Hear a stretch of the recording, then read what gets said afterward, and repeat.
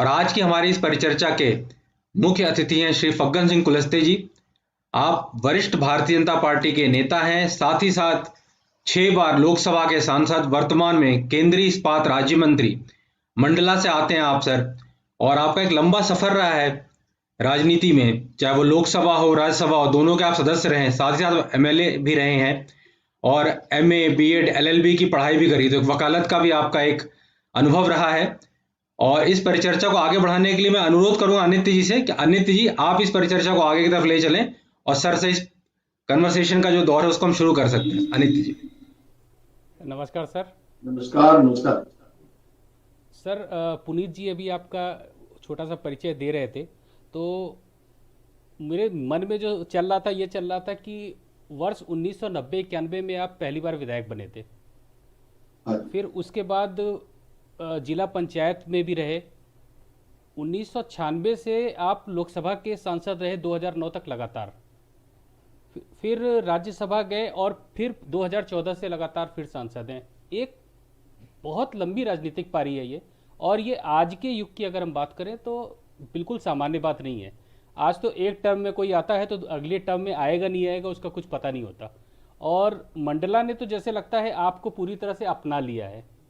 तो ये एक साधारण बात नहीं है, इसके बारे में ये यात्रा जो है असाधारण है। तो हम इसके बारे में आपसे ज़रूर सुनना चाहेंगे कि ये कहाँ से शुरू हुई, कैसे चल रही है, और ये आज का जो हमारा युवा है जो समाज सेवा के क्षेत्र में आना चाहता है, राजनीति में आना चाहता है, उसके लिए एक ऐसी प्रेरणादायक जानकारी होने वाली है कि जिसको अगर उसने अपनाया तो संभवतः उसके भी राजनीतिक जीवन का कुछ अलग ही परिदृश्य दिखने लगेगा। तो आपसे हम आपकी राजनीतिक यात्रा के बारे में थोड़ा सा जानना चाहेंगे सर। देखिए नेता जी, मैं अपने विद्यार्थी जीवन से ही 77 में पहली बार एक राजनीतिक कैंडिडेट के बारे में मैंने सोचा और उनका इलेक्शन कैंपेनिंग में मैं सहभागी हुआ जब मैं कॉलेज का स्टूडेंट था। तो ये मेरे मन में इस प्रकार की कल्पना विद्यार्थी जीवन से ही थी कि जो शोषित है, दलित हैं या पिछड़े हुए लोग हैं, नौजवान हैं, किसान मजदूर हैं, तो एक सामाजिक इस प्रकार की एक व्यवस्था को अंजाम देने के लिए मेरे मन में यही कल्पना थी कि जो गरीब लोग हैं उनके लिए मैं क्या मदद कर सकता हूं, और ये जो सरकार की योजना है उन योजनाओं का लाभ कैसे मिले। ये इसके लिए मैंने एक मूवमेंट शुरू किया था विद्यार्थी जीवन से, और मैंने सारे छात्र जीवन में अनेक ऐसे महाविद्यालय, विद्यालय, अनेक संस्थाओं के अंदर जा करके बच्चों से मैं मिलता था, हमारे जितने भी जो फ्रेंड सर्कल के लोग थे नौजवानों से, तो उसमें से कल्पना हुई और धीरे धीरे इस यात्रा को हमने प्रारंभ किया। मैं 84 में पहली बार मैंने चुनाव लड़ा।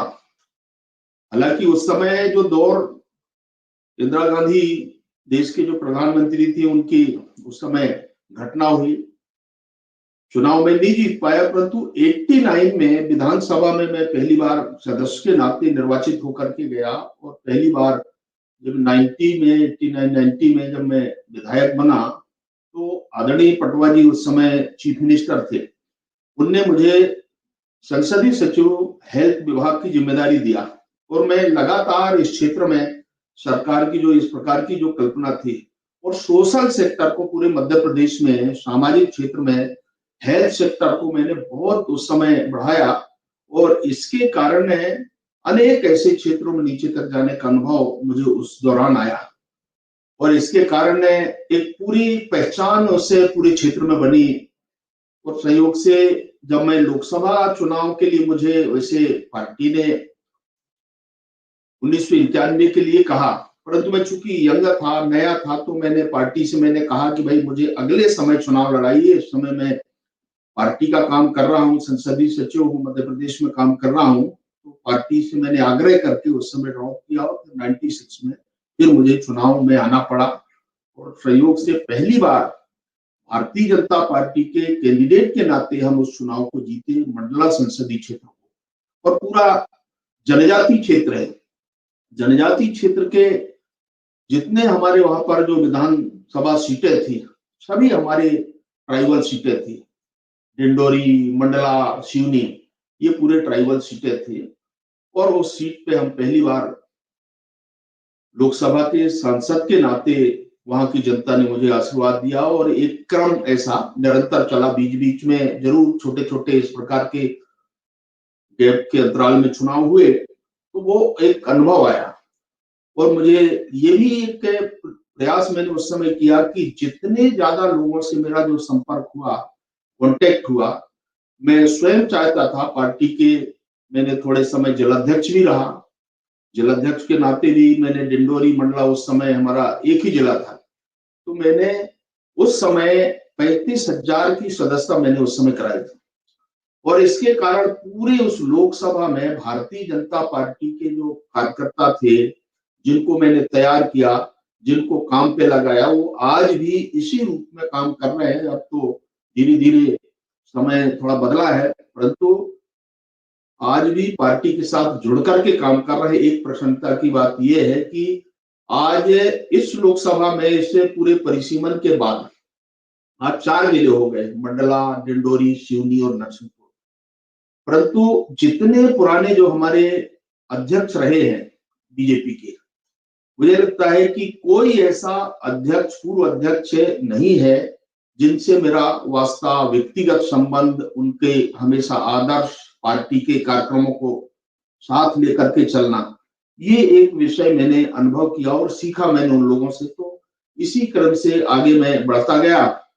फिर 99 में अटल जी ने मुझे ट्राइबल विभाग, जब नया मंत्रालय बना, तो उस समय मुझे याद है मैं मोर्चे में काम करता था।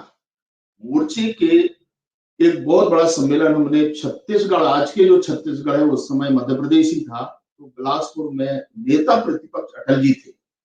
मैंने माननीय अटल जी से मैंने कहा कि भविष्य में अगर आपको कभी प्रधानमंत्री बनने का अवसर आएगा, तो ये पूरा जनजाति समाज आपके साथ में है, आप जनजातियों के लिए एक मंत्रालय बना दीजिए, और जो जंगल में रह रहे हैं उनके लिए एक अधिकार पत्र, उनको पट्टा देने की कार्रवाई, 2 आप प्रमुखता से, मुझे लगता है कि अटल जी ने सरकार बनी, और सरकार बनने के साथ साथ उनने जनजाति मंत्रालय भी पहली बार देश में बनाया।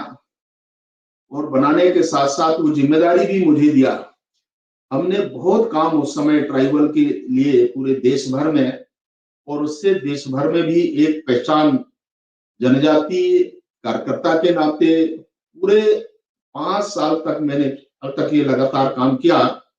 तो मुझे आज प्रसन्नता है कि जब जंगल के बारे में सवाल उठते हैं, तो हमने उनको अधिकार पत्र देने का फैसला भी हमने किया, और ट्राइबल के डिपार्टमेंट के लिए। और मैं उस समय थोड़ा स्मरण मुझे है कि अटल जी को मैंने कहा कि हमारे इस देश में जितने महापुरुष हैं, भगवान बिरसा मुंडा का जन्म स्थल, रानी दुर्गावती, शंकर साय, रघुनाथ साय, ये जो महापुरुष हैं, मैंने समाधि स्थल रानी दुर्गावती का और भगवान बिरसा मुंडा का जो जन्म स्थल, वीर नारायण सिंह का जो स्थान सोना खान है, मैंने अटल जी से कहा कि मैं दादा, ये धन का उपयोग हम इस दिशा में करना चाहते हैं। आज तक कोई भी व्यक्ति इस भारत के अंदर जनजातीय महापुरुषों के जन्म और उनके उस स्थान के कर्म भूमि के बारे में, उनके विकास के लिए कभी इस प्रकार का काम नहीं हुआ। मैं चाहता हूं कि ये शुरुआत यहां से होना चाहिए। तो अटल जी ने मुझे कहा कि फग्गन सिंह, जो कर सकते हो आदिवासियों के लिए आप खुले मन से करो। आज बहुत गरीब समाज है और इनके जीवन के बारे में सोचो। तो मुझे आज स्मरण है कि इस प्रकार के उस समय अटल जी ने मुझे कहा, और इसके कारण हम धीरे धीरे इस काम को आज आगे बढ़ा पाए। और मैं उस समय अटल जी को 24 से जो जून रानी दुर्गावती का बलिदान दिवस होता है, मैं मंडला ले गया। अब जून में क्या स्थिति होगी आप कल्पना कर सकते हैं, परंतु लोग है, क्योंकि भारत के प्रधानमंत्री अटल जी को देखने के लिए लोग लालायित थे, और बारिश का समय था, परंतु दुर्भाग्य उस समय ऐसा संयोग बना कि जबलपुर एयरपोर्ट में हेलीकॉप्टर में अटल जी थे, वहां नहीं पहुंच पाए। मैंने बहुत आग्रह किया तो अटल जी और प्रकृति ने साथ दे दिया, ईश्वर ने, कि मौसम थोड़ा कम हुआ और इसके बाद लगभग 4 बजे अटल जी उस दिन वहां पहुंचे और आने के बाद 1 घंटे पूरा रुके। और वहां का जो एक परिदृश्य देखने में आया 24 जून को, बाद में मुझे अटल जी लौटने के बाद बुलाया और उन्होंने कहा कि इतने लोगों को आप कैसे लेके आए? तो मैंने कहा, दादा, ये आपको केवल दर्शन के लिए लोग आए हैं, देखने के लिए आए हैं। रानी दुर्गावती का बलिदान दिवस तो हम मनाते ही हैं, परंतु आपका जो आशीर्वाद है और जिस काम को आपने अपने हाथ में लिया, तो शायद इसका ही प्रभाव है पूरे देश में। और ऐसे स्थानों को मैंने कई बार कल्पना करता हूं कि इस काम को, इस मंत्रालय के बनने का जो पहला ग्रांट हुआ, हम उस पहले ग्रांट भगवान बिरसा मुंडा का जन्म स्थान, रानी दुर्गावती का समाधि स्थल, वीर नारायण सिंह, और जहां पर रानी दुर्गावती रहती थी, जो मंडला का जो रामनगर का किला है, उसका रेनोवेशन के लिए अभी कुछ समय पहले हमारे प्रधानमंत्री श्रीमान नरेंद्र मोदी जी गए थे वहां, उसी स्थान पर पिछले साल। तो एक बड़ा इस प्रकार का एक जनजातियों में ये जो काम प्रारंभ हुआ, तो मुझे लगता है कि ये मेरी राजनीतिक यात्रा का जो मैं अनुभव किया, उससे अनुभव के आधार पर आज समाज के अंदर काम कर रहा हूं। और हमारे उस समय प्रधानमंत्री अटल जी और आज के हमारे प्रधानमंत्री मोदी जी, हेल्थ में भी मुझे पिछले समय बहुत काम करने का अवसर मिला। आज स्टील सेक्टर में हम काम कर रहे हैं, तो मुझे लगता है कि ये अपने चुनाव क्षेत्र में काम करने का एक जो अंदाज है, मैंने अपने जीवन में इससे सीखा।